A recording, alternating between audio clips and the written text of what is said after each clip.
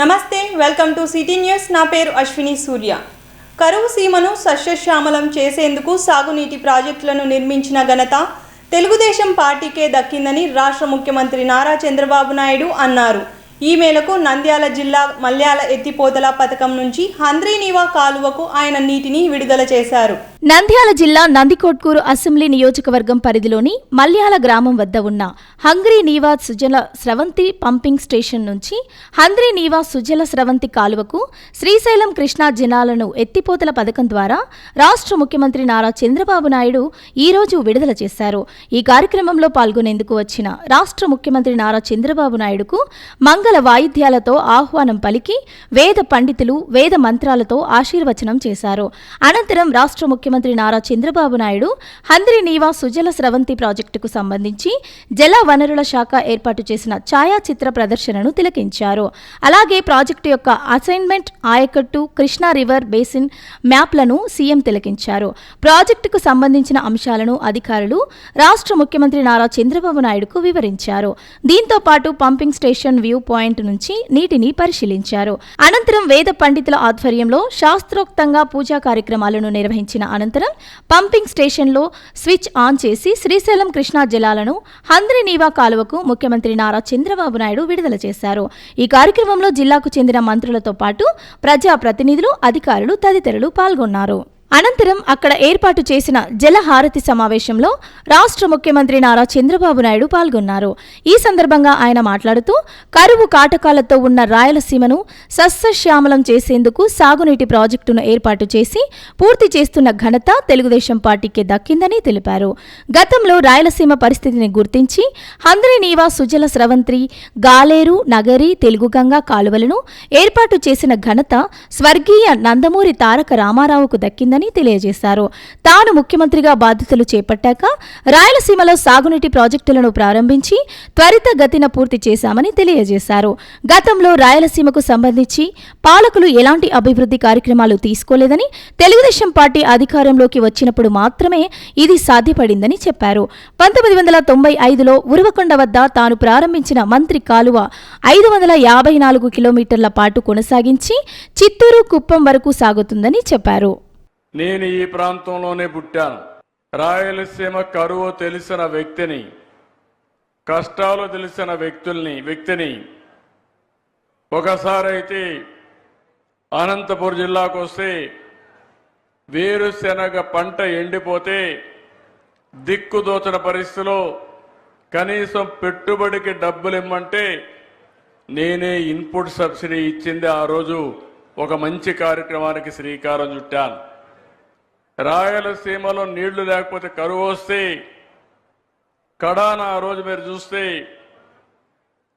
పశువులకు గడ్డి కూడా వేసుకోలేక అవి వదిలించుకోలేక బాధపడతా ఉంటే పశువులకు క్యాంపులు పెట్టి వేరే ప్రాంతాల నుంచి వ్యాగన్స్లో గడ్డి తీసుకొచ్చి ఆ పశువులను కాపాడిన పార్టీ తెలుగుదేశం పార్టీ. ఆ వ్యక్తిని నేనేనని మరొక్కసారి మీ అందరికీ తెలియజేస్తున్నా. ఒకప్పుడు రాయలసీమ రాళ్ల సీమగా మారిపోతుందని, ఎడారిగా మారిపోతుందని, దీన్ని ఎవరూ కాపాడలేరని ఆ రోజు అందరం కూడా ఆలోచించే పరిస్థితికి వచ్చాం. నేను మొన్న కూడా 95లో కూడా చూశాను. రాయదుర్గ నియోజకవర్గం ఎడారిగా మారిపోతా ఉంటే ఎడారిగా మారకుండా ఉండడానికి 100 కోట్ల రూపాయలు ఖర్చు పెట్టి మనం కార్యక్రమాలు చేసిన సందర్భం. అందుకే ఈరోజు మీరు ఒక్క విషయం గుర్తుపెట్టుకోవాలి. ఈ రాయలసీమ చరిత్ర తిరగ రాయగలుగుతామని ఆలోచించిన ఒకే ఒక వ్యక్తి నందమూరి తారక రామారావు గారు. ఒకప్పుడు రాయలసీమకు నీళ్లు రావన్నారు. కొంతమంది రాజకీయాలు చేశారు. ఇప్పుడే కేశవ్ గారు చెప్పినట్టు ఇక్కడ పెత్తందారులు ఉన్నారు. అందరూ పేదరికంలో ఉండాలి, కొంతమంది మాత్రం పెత్తనం చేయాలి. కానీ ఈ రాయలసీమను బాగు చేయాలని ఎప్పుడూ ఆలోచించలేదు. ఆ రోజు ఎన్టీ రామారావు గారు ముఖ్యమంత్రి అయినప్పుడు హంద్రి నీవా, గాలేరు నగిరి, తెలుగు గంగా ఇలాంటి ప్రధానమైన ప్రాజెక్టులకు శ్రీకారం చుట్టిన ఒక ఉన్నతమైన నాయకుడు ఎన్టీఆర్ అని మరొక్కసారి మీ అందరికీ విజ్ఞప్తి చేస్తున్నా. ఆ రోజు ఇందిరాగాంధీ గారు Maharashtra CM, Karnataka CM, Tamil Nadu CM అయినటువంటి ఎంజీఆర్ సమక్షంలో చెన్నైకి నీళ్లు ఇవ్వాలంటే కాదు, నా రాయలసీమకు నీళ్లు ఇచ్చిన తర్వాత చెన్నైకి నీళ్లు ఇస్తానని చెప్పిన ఏకైక నాయకుడు నందమూరి తారక రామారావు గారు అని చెప్పి నేను మీకు తెలియజేస్తున్నా. అక్కడ నుంచి ప్రారంభమైంది. నేనే 1995లో ఉరవకొండలో హంద్రి నీవాకి ప్రారంభం చేశాను, శ్రీకారం చుట్టాను. ఇది మామూలు ప్రాజెక్టు కాదు. అందరూ అనుకున్నారు ఇది అసాధ్యం. 554 కిలోమీటర్లు ఇక్కడ బయలుదేరి నేరుగా చిత్తూరుకి వెళ్తుంది, ఇంకో పక్క కుప్పానికి వెళ్తుంది. ఇంత దూరం ఉండే ప్రాజెక్ట్ ఎక్కడా లేదు. కానీ ఈరోజు మీరు చూస్తే నేను ముఖ్యమంత్రి అవుతానే కాలువలు వెడల్పు చేయకపోతే చివరి భూములకు నీళ్లు పోవనే ఉద్దేశంతో 3,890 కోట్ల రూపాయలు శాంక్షన్ చేసి 100 రోజుల్లో పనులు పూర్తి చేసి ఈరోజు పంపులు ఆన్ చేశాను. 10-15 రోజుల్లో చివరి వరకు నీళ్లిచ్చి అన్ని చెరువులు నింపే బాధ్యత నేను తీసుకుంటానని చెప్పి మీ అందరికీ హామీ ఇస్తున్నా. ఇది పూర్తయితే దగ్గర మీరు ఒక్కసారి చూస్తే 6 లక్షల ఎకరాలకు సాగునీరిచ్చే పరిస్థితి వస్తుంది. ఇది ఈ పార్టీకి రాయలసీమ పైన ఉండే కమిట్మెంట్ అని చెప్పి కూడా నేను మీకు తెలియజేస్తున్నా. చాలా మంది అన్నారు ఈ తక్కువ సమయంలో మేము చేయలేమంటే, కాదు, చేసి తీరాలని. ఈరోజు 3,850 క్యూసెక్స్ ఆఫ్ వాటర్ అంటే దగ్గర 4 టీఎంసీ నీళ్లు ఈ కాలువ ద్వారా తీసుకుపోయే పరిస్థితి వస్తుంది. అది ఒక చరిత్ర అని చెప్పి కూడా నేను మీకు తెలియజేసుకుంటున్నా. ముందుకి ఇప్పటికి డబల్ అయింది, 2 ఇంతలు పెరిగింది. 40 టీఎంసీ నీళ్లు తీసుకుపోయేదానికి ఏదైతే హక్కు కల్పించిందో దాన్ని తీసుకుపోయే అవకాశం వచ్చింది. ఈ శుభ సందర్భంలో ఈరోజు రైతన్నలందరికీ శుభాకాంక్షలు. మంత్రులు, ప్రజాప్రతినిధులు, ఇరిగేషన్ అధికారులు, నిర్మాణ సంస్థలందరికీ అభినందనలు తెలియజేస్తున్నా, ధన్యవాదాలు తెలియజేస్తున్నా. రైతు కోసం నేను చేసిన సంకల్పానికి మీరందరూ కూడా చాలా బ్రహ్మాండంగా పనిచేశారు. Great job and big congratulations అని చెప్పి అందరినీ అభినందిస్తున్నా. గట్టిగా చప్పట్లు కొట్టి మీరందరూ కూడా అభినందించాల్సిన అవసరం ఉంది. ఎవరైనా ఒక మంచి పని చేస్తే ఆ మంచిని మనం గుర్తించాల్సిన బాధ్యత ఉంది. వీరందరి పట్టుదల, కృషి, చిత్తశుద్ధి వల్ల నేడు ఈ విజయాన్ని సాధించాం. రాయలసీమ చరిత్రలో 6 లక్షల ఎకరాలకు నీళ్లు ఇవ్వగలుగుతామని ధైర్యంగా చెప్పగలిగే రోజు అది ఒక చరిత్ర అని చెప్పి కూడా నేను మీకు తెలియజేస్తున్నా. ఇదైతే ఈరోజు కృష్ణగిరి, పత్తికొండ, అనంతపూర్లో జీడిపల్లి, పక్కనే పిఏబిఆర్, ఎండిఆర్ అన్ని ప్రాజెక్టులకు నీళ్లు ఇచ్చే అవకాశం వస్తుంది. ఇది అవుతానే మారాల, గొల్లపల్లి, చెర్లోపల్లి, అక్కడి నుంచి నేరుగా మదనపల్లికి వెళ్ళి చిత్తూరు వరకు నీళ్లు ఇచ్చే పరిస్థితి వస్తుంది. ఇక్కడ ఒక్క విషయం మీరు గుర్తుపెట్టుకోవాలి. నాకెప్పుడు కూడా సవాళ్లు తీసుకోవడం కొత్త కాదు. ఒక పని అనుకుంటే ఎందుకు కాదో ఒక సవాలుగా తీసుకుని ఆ పని చేసే వరకు నిద్రపోకుండా పనిచేయడం నా లక్షణం అని చెప్పి మరొకసారి తెలియజేస్తున్నా. నీరు అనేది ఇంకొక విషయం గుర్తుపెట్టుకోవాలి మీరందరూ. కియా మోటార్స్ అనంతపూర్లో నుంచి బెంగళూరు పోతా ఉంటే ఒక టౌన్షిప్ మీకు కనపడొస్తుంది. వాళ్ళు వేరే రాష్ట్రాలకు పోతుంటే నేను రమ్మని కోరా. రమ్మంటే వాళ్ళు ఒక మాట అన్నారు. ఎక్కడికి రమ్మంటారు, ఏ ప్రాంతం అని అడిగితే బెంగళూరు ప్రాంతం నుంచి అనంతపూర్కి రండి, ఒక కరువు జిల్లా, మీరు పరిశ్రమ పెట్టమంటే అసలు నీళ్లు లేవు, ఎట్లా పెడతామని అడిగారు. నేను ఒకే మాట చెప్పాను, 8 నెలలు టైం ఇవ్వండి, నీళ్లు తెస్తాను, గొల్లపల్లి రిజర్వాయర్ పూర్తి చేస్తా, పూర్తి చేసిన తర్వాత మీరు 10 ప్రారంభించమంటే వాళ్ళు ఒప్పుకున్నారు. 8 నెలల్లో రైతులందరికీ విజ్ఞప్తి చేస్తున్నాను, సకాలంలో విత్తనాలు ఇస్తున్నాం, క్రిమి సంహారక మందులు పెడతాం, ఎరువులు ఉన్నాయి, మీరు కూడా ఎరువులు తక్కువ వేయండి. ఎక్కువ ఎరువులు వేస్తే ఈ మధ్య క్యాన్సర్ వస్తుందని కొంతమంది మనం ఎరువులు వేసినది కానీ క్రిమి సంహారక మందులు వాడినటువంటి పంట తినడం మానేస్తున్నారు, రిజెక్ట్ చేసే పరిస్థితి కూడా వస్తున్నారు. తొందరలో రైతులందరికీ శుభవార్త, కేంద్రం రైతు భరోసా ఇచ్చిన రోజునే మన వాటా కింద డబ్బులు మీ బ్యాంక్ అకౌంట్లో వేసే బాధ్యత నాది. వాళ్ళు రేపేస్తే రేపే వేస్తా, ఎల్లుండేస్తే ఎల్లుండే వేస్తా, ఏప్రిల్లో వేస్తే జూలైలో వేస్తే జూలైలో వేస్తాం. సరేనా అని మిమ్మల్ని అడుగుతున్నా. 3 విడతల్లో ఆ డబ్బులు కూడా ఇస్తున్నా.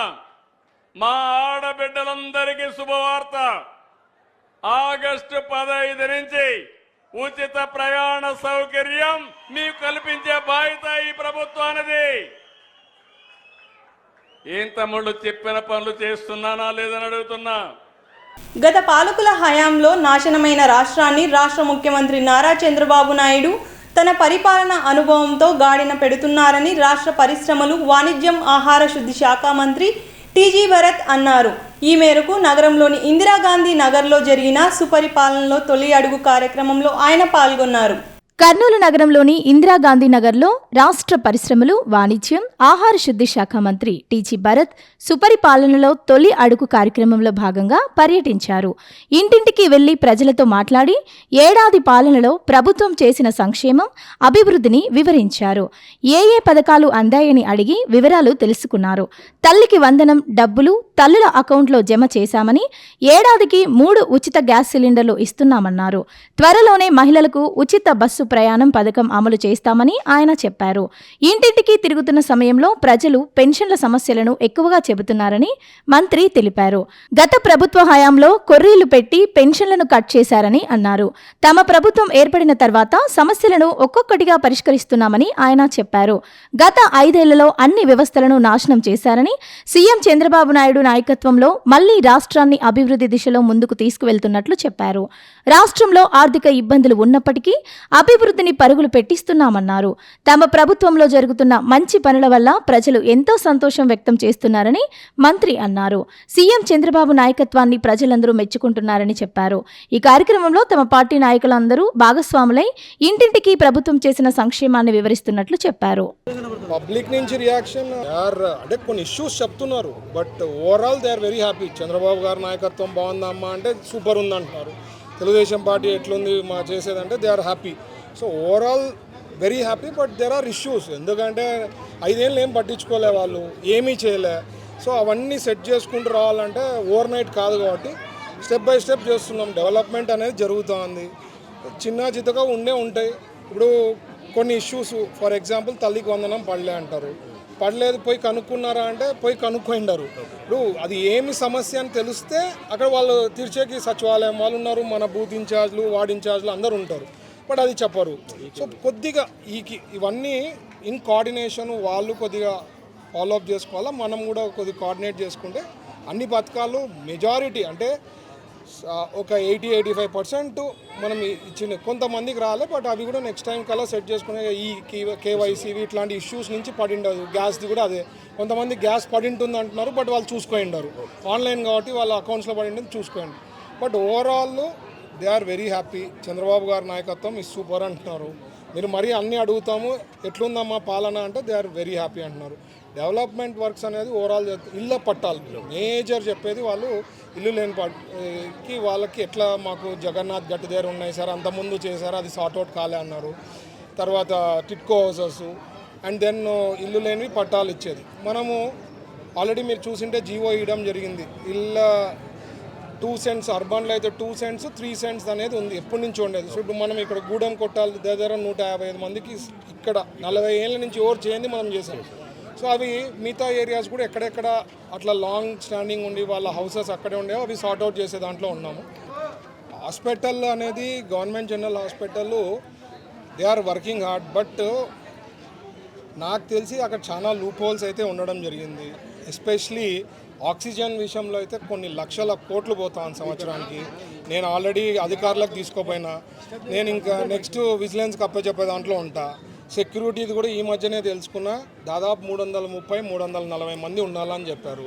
వాళ్ళు ఏం చేస్తున్నారు, ఆ కాంట్రాక్టరు 140-150 పెట్టి 200 పైన బిల్లులు తీసుకోవాలనే దాన్ని ఎక్సెస్ అంటే కాంపిటేటివ్ వేసేసి 300 పైన పెట్టాలనుకోండి. ఫర్ ఎగ్జాంపుల్ వాళ్ళు 140-150 పెట్టి మిగతావి 200 దానికి బిల్స్ తీసుకునే దాంట్లో ఉన్నారు.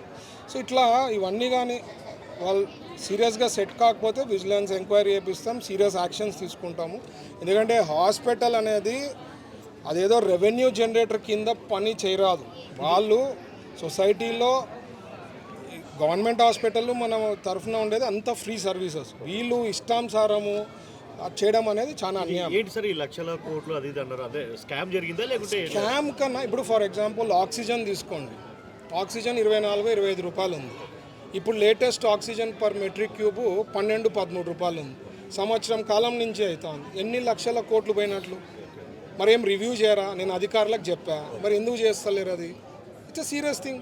ఏం పక్కన ఖజానా ఖాళీ చేసిపోయిందని చెప్పి మనము చెప్తూ వీళ్ళ అధికారులు సీరియస్ తీసుకోకపోతే ప్రాబ్లం అవుతుంది. సూపరింటెండెంట్ గారికి కూడా చెప్పడం జరిగింది. సో 100% ఆక్సిజన్ అంటే ఇప్పుడు వాళ్ళు కానీ రివైజ్ చేసి ఇమీడియట్గా ఆర్డర్స్ తీసుకోతే నేను కూడా ఎంక్వైరీ చేయమని చెప్పి విజిలెన్స్కి నేను ఎంక్వైరీ చేపిస్తాను.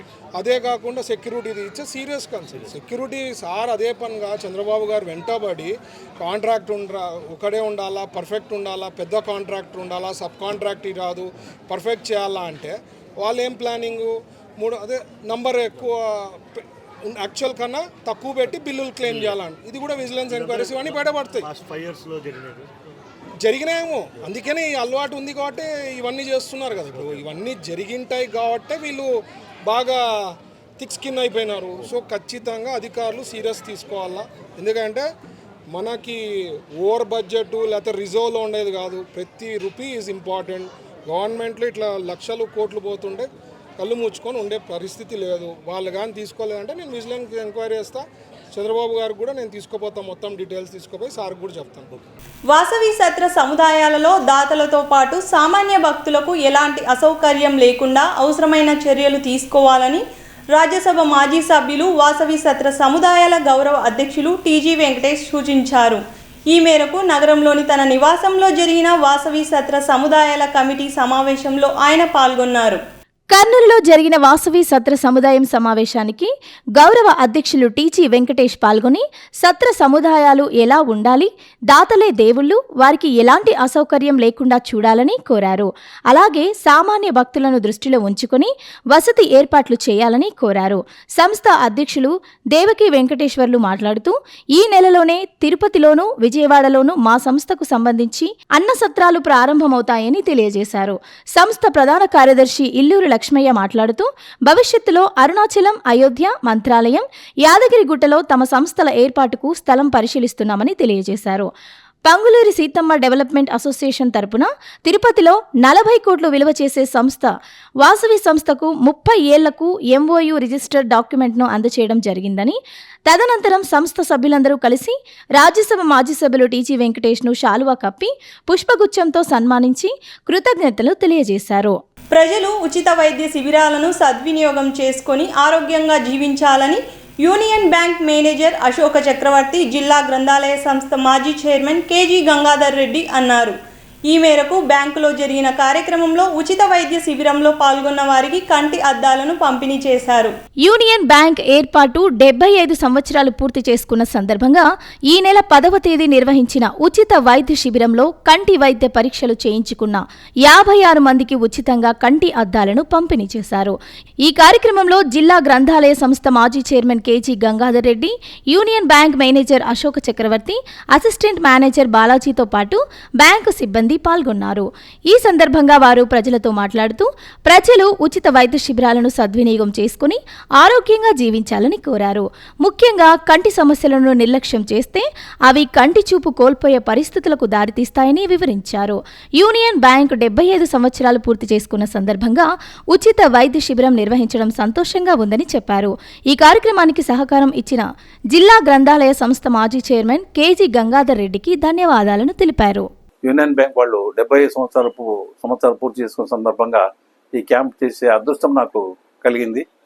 దానివల్ల నేను మేనేజర్ గారు చెప్పడంతోనే అంగీకరించుకొని ఇది నా 196వ క్యాంపు. ఇంకా 3 క్యాంపులు 197 క్యాంపు, ఇంకా 3 క్యాంపులు చేసి డబుల్ సెంచరీ కంప్లీట్ చేసి ఇది ముగించేసి ఇంటి దగ్గర అద్దాలు ఇద్దామనే ఉద్దేశంతో ఉన్నాను. మాలాంటి కస్టమర్లకు ఎంతమందినో ఎంకరేజ్ చేస్తూ యూనియన్ బ్యాంక్ వాళ్ళు వచ్చేటప్పుడు ఎంత నవ్వుకుంటూ వస్తున్నారో పోయినసారి చెప్పారు. మళ్ళీ పోయేటప్పుడు పని కాకుండా నవ్వుకుంటూ పోయే కస్టమర్లను చూశాను. ఏంటంటే కారణం అంటే ఎందుకు కాదో మాతోనే చెప్పిస్తున్నారు ఎందుకు కాలేదన్న పని. కాబట్టి వాళ్ళు అసంతృప్తికి ఎవరు లేరు, అందరూ తప్పని పడుతున్నారు.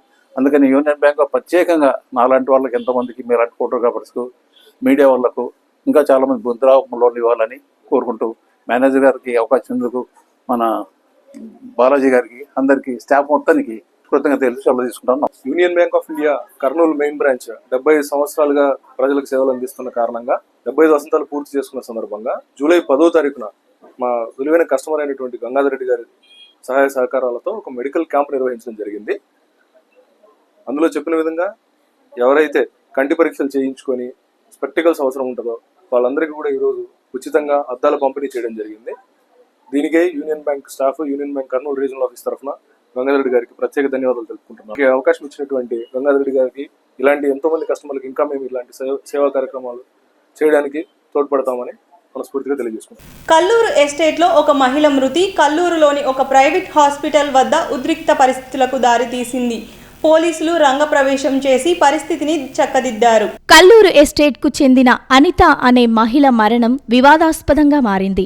కల్లూరులోని ఒక ప్రైవేటు హాస్పిటల్ వైద్యులు నిర్లక్ష్యంగా వ్యవహరించడం వల్లే అనిత మరణించిందని మృతురాలి బంధువులు హాస్పిటల్పై దాడికి దిగడంతో ఉద్రిక్త పరిస్థితులు నెలకొన్నాయి. పరిస్థితి ఉధృతంగా మారడంతో డీఎస్పీ బాబుప్రసాద్ ఆధ్వర్యంలో పోలీసులు రంగప్రవేశం చేసి పరిస్థితిని అదుపులోకి తెచ్చేందుకు ప్రయత్నించారు. ఈ క్రమంలో పోలీసులకు మృతురాలి బంధువులకు మధ్య వాగ్వాదం చోటు చేసుకుంది. హాస్పిటల్పై దాడికి పాల్పడిన వారిని పోలీసులు అక్కడి నుంచి ప్రత్యేక వాహనంలో తరలించారు. ఈ సందర్భంగా మృతురాలి భర్త ప్రసాద్ మాట్లాడుతూ వైద్యుల నిర్లక్ష్యం వల్లే తన భార్య మృతి చెందిందని, దీనిపై విచారణ జరిపించాలని కోరారు. హాస్పిటల్ వైద్యులు ఇచ్చిన మందు వికటించడంతో పాటు సీరియస్ కండిషన్తో వచ్చిన తన భార్యకు వైద్యులు చికిత్స అందించడంలో చేసిన నిర్లక్ష్యం మృతికి కారణమని ఆయన తెలిపారు. ఇంతటితో ఈనాటి సిటీ న్యూస్ సమాప్తం. రేపు ప్రసారమే సిటీ న్యూస్లో మళ్ళీ కలుద్దాం. నమస్కారం.